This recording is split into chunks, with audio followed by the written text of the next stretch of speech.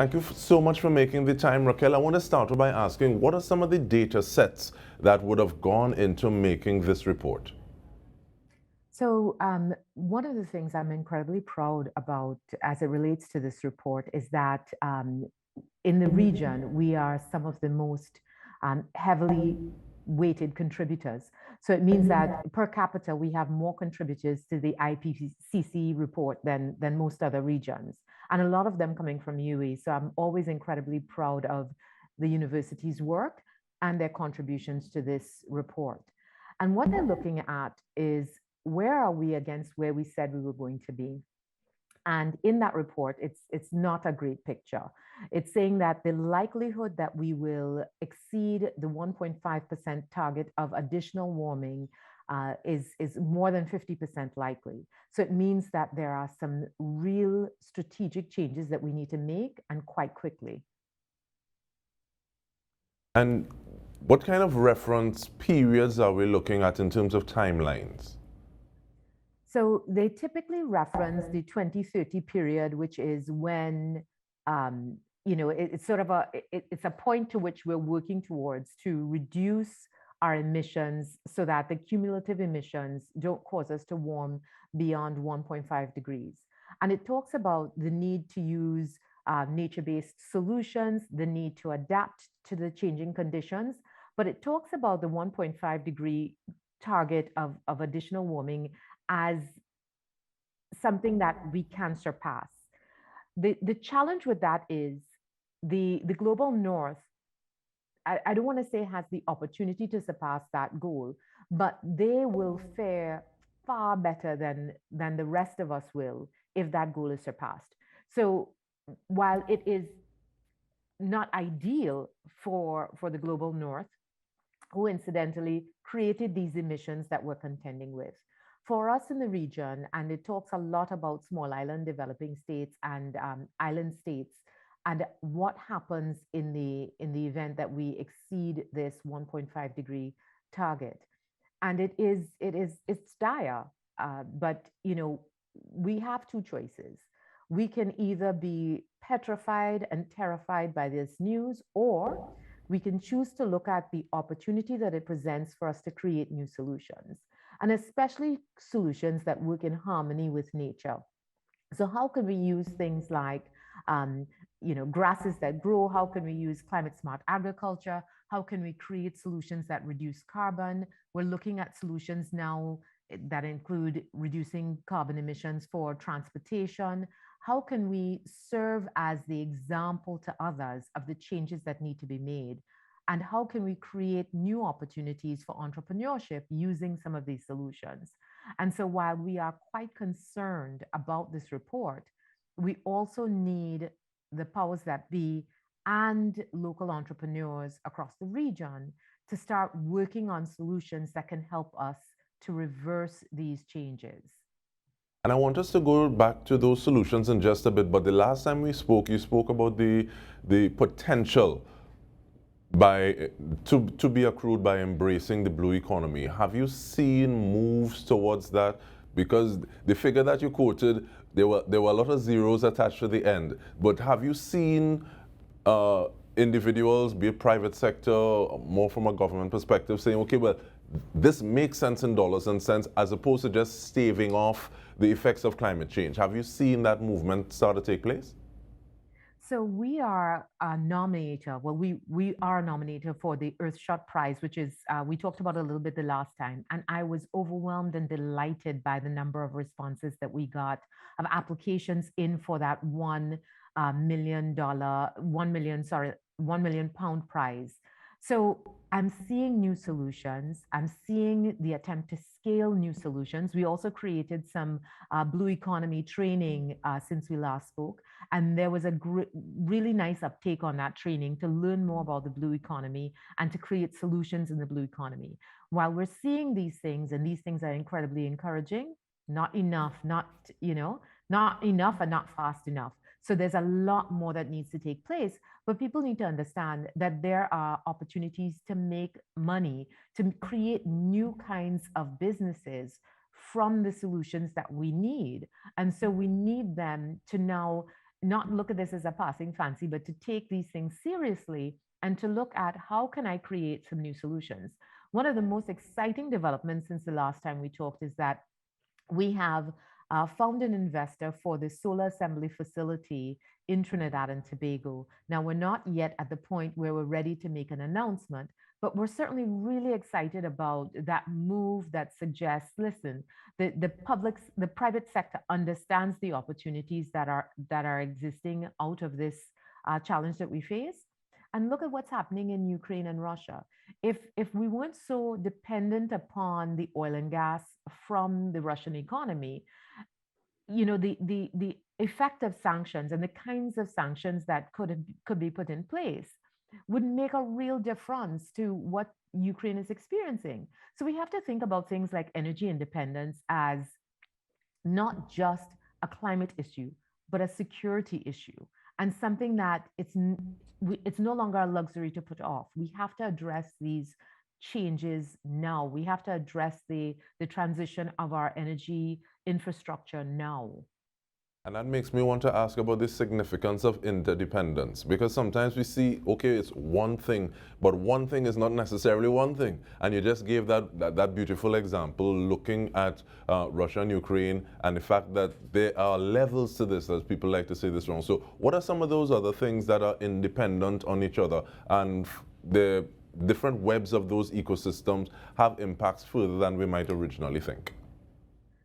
That is such a great point, Dike, because I think it's so important for us to look at the vulnerabilities that we face. And yes, climate is a vulnerability, but there's an economic vulnerability. There is a social vulnerability. There's a physical vulnerability. And when we look at these issues, we can't just think about them independently in terms of what does it cost me to transition? We need to think about what does it cost me not to transition? What does it cost me to be able to protect the lives and livelihoods? What does it cost me, in the lost productivity? What does it cost me when we can't feed our people? And so we can't continue to sit idly by and hope that there is some solution that is going to come up. We are our solution. We have to be the solution that we seek. So energy independence is a security issue. And in the region, because of our similarity and our shared vulnerability, if we create interdependence with each other, sharing what we're learning and learning from each other and working together, in the way that CARICOM has endorsed the solar assembly project, because they understand the regional significance of it. We need to look at all of our vulnerabilities in that way. I was recently in Bermuda, and I love what they're doing in terms of, water harvesting and creating that ability to serve their own water needs. But we also need to look at things like, how is Barbados doing solar water heaters? What is Trinidad doing in terms of green hydrogen? What is Jamaica doing in terms of opening up their energy market? What is Costa Rica doing in terms of their energy mix and their ability to run for 300 days on renewable energy? And how can we work together to learn from each other, to build solutions that we can then rely on each other to save our own lives? And these are some of the things we're going to be speaking about when we return from this break. Now, it seems, Racquel, as though it's forever that Barbados has had these solar water heaters, so it's not even a thing anymore. They're established and they're there. People don't think about them. But let me not start back the conversation before we take the break. Stay with us. We'll return with more.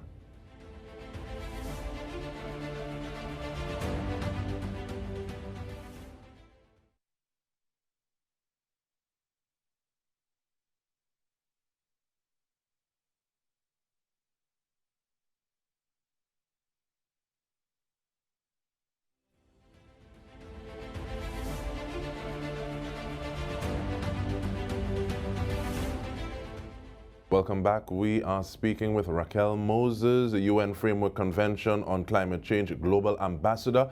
And one of the things I want to marry two topics or two things that you said, Racquel. One, not doing enough and not doing it fast enough, as well as nature-based solutions. Is it a matter of saying, okay, well, we're not thinking far enough outside the box, we aren't expanding our horizons enough? Because I can see some things being done to stave off things in the short term, but they become less feasible as time elapses. So it's almost a matter as though we're cutting our nose to spite our faces. What are some of those things we need to be looking at that should take us a little further, a little faster? So one of the major challenges that we have, that we see in the report, it's talking about global financial flows that make some of these changes that we need to make available, right? And we talk about that a lot. And yes, there are commitments that have been made that have not been kept. However, there are also carbon sinks that we can create by planting additional mangroves, by mapping the mangroves. The Nature Conservancy has done a phenomenal job of creating a regional mangrove map, but Trinidad and Tobago's mangroves aren't even showing up on it. And it's something that it's crowdsourced. So we need the folks who know about mangroves in Trinidad and Tobago to make sure that we're showing up on that map, because that's an opportunity for us to create financial flows to make some of these changes by creating additional carbon sinks. So there are all sorts of things that we need to do, but we have to stop sort of sitting on the sidelines and pondering what we should do and just get involved.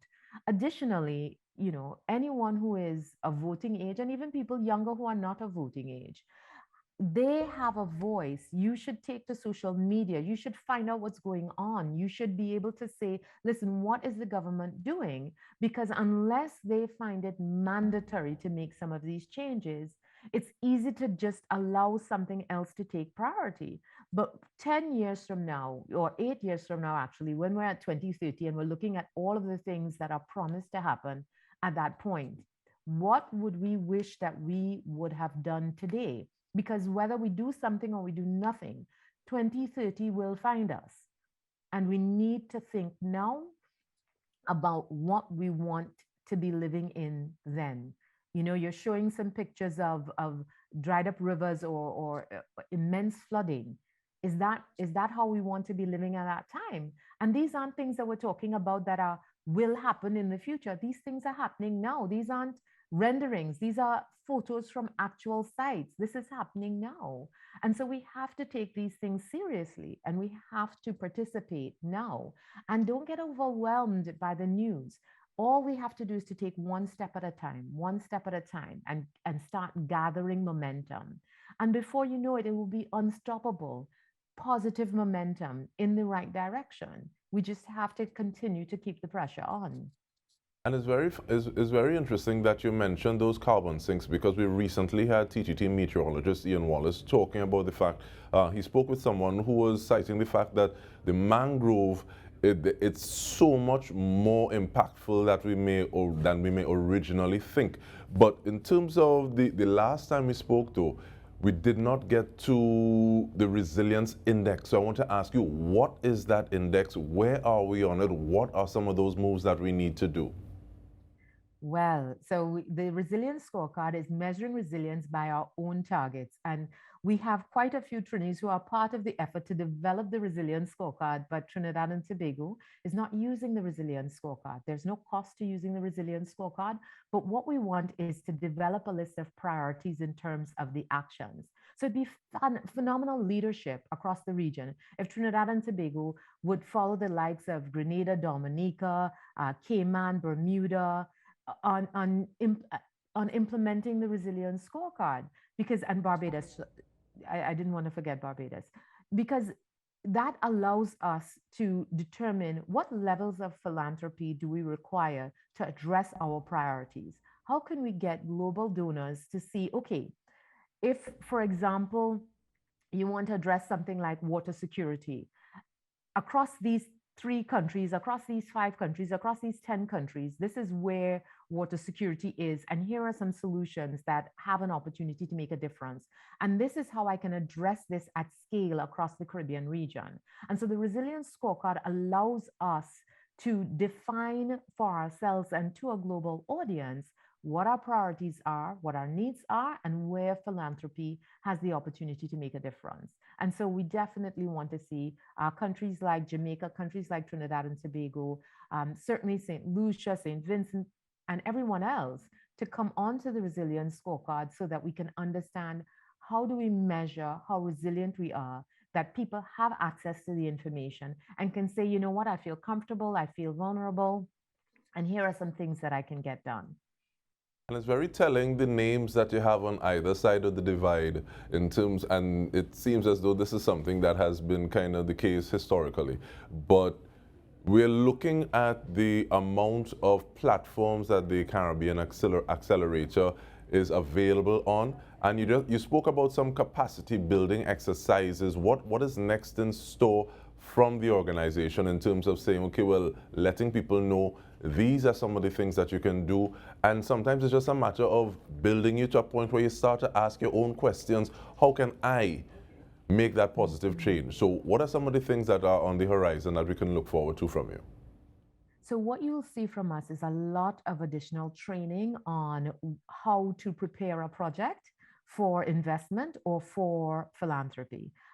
We have no end of projects that come to us, but they are not necessarily properly prepared. So we want to, as much as possible, provide access to data about how projects are funded.